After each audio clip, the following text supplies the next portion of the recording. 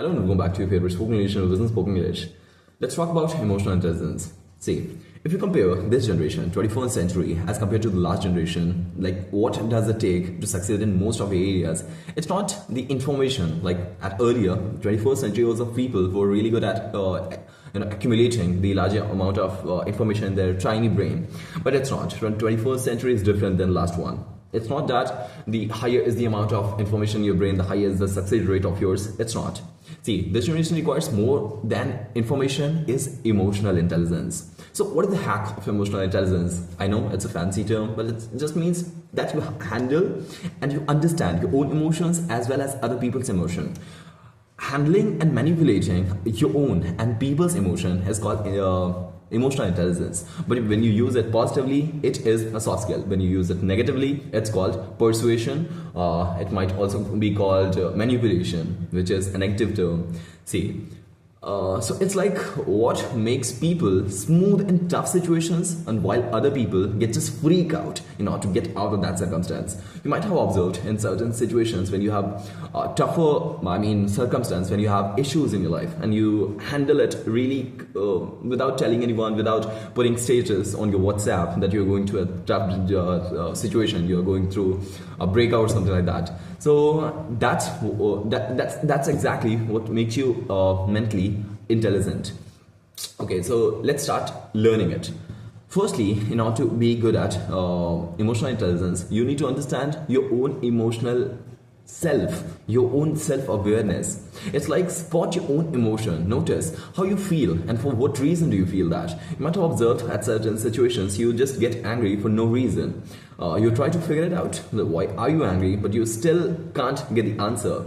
So notice at what circumstance, what makes you freak out, what makes you angry, what makes you happy, what makes you sad. Once you understand your own emotion, you understand the frequency of it. And once you get familiar with it, you understand others' emotion and frequency as well. And you start to match up with them as well. See, you also need to understand what triggers you, like what sets you off, what sets you out of the boundary, what makes you angry.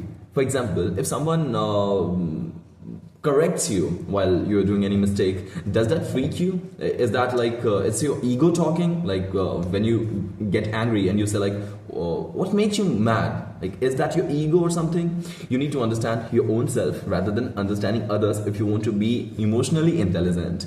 You can also ask for feedback from other people, like how you behave in certain circumstances. You may ask, how do I behave when I get angry? Is that something like I just freak out, I start breaking things in front of me, I start destroying the person who is in front of me and his ego? Do I destroy items which are in front of me? Do I get like, you need to understand yourself from your own perspective and from other perspective. It's called 360-degree analysis of your own. And once you do it, you get this situation when you understand your own emotions really well, and once you do, you have capability to understand others' emotion as well. Third point is keep yourself cool. It's like self-regulation. Control reactions in every situations that you come across. It's like when you get angry, calm yourself. Don't let emotions take out the wheel. Don't let yourself get angry. Don't let yourself get fall into love. Don't let yourself being too happy. It's like having the self-regulation inspired your emotions make you weak, and this also makes you strong. But if you understand how to regulate your emotion, how to remain calm even if you are really excited, that's exactly what we call self-regulation, and it really makes you way stronger than you think. I'm sure you're getting me. It's like you understand yourself more than anyone understands you. Okay, next one. Go with the flow. So at certain times, you need to adapt without losing it. It's like even if you're angry, be angry. Let your frustration go out, but not in front of people. Be hard on problem rather than being hard on people. It's the biggest quote that I've ever heard about emotional intelligence. See, if someone did any mistake, rather than being hard upon that person who did the mistake, be hard upon the mistake that has been committed. How can you get it overcome? How can you normalize it? How can you overturn the mistake that has taken place? So rather than being hard upon people, we should be hard upon the mistake that has taken place. Next one. is that staying motivated. See, punch yourself, push yourself, even when no one is watching at you. For example, when no one claps you, you should be clapping for yourself. Be in the room, be happy, talk to yourself, praise yourself every morning when you wake up.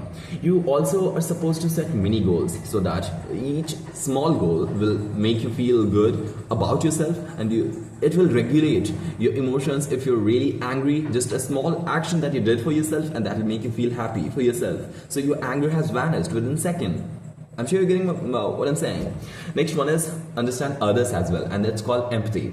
It's like read in the room, like sit at a place, observe everyone, see how they're feeling, and then after observing, read their expressions, their emotions. And once you do, in future, when you look at people with their eyes, you'll note every point of their understanding. You'll even at a certain duration, you'll be able to understand their intentions as well, that what they think of you.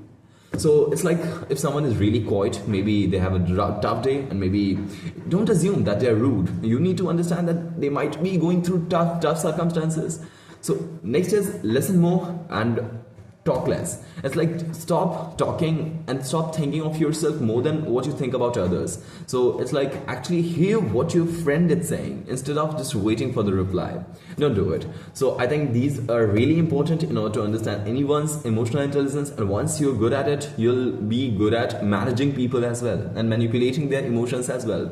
Once you understand, without someone tells you that he's sad, you will be able to make him happy because you already know he's sad. Without the fact is he has not let you know anything, but in spite of this fact, you understand it, and you'll be able to regulate it, not manipulate it, but regulate it.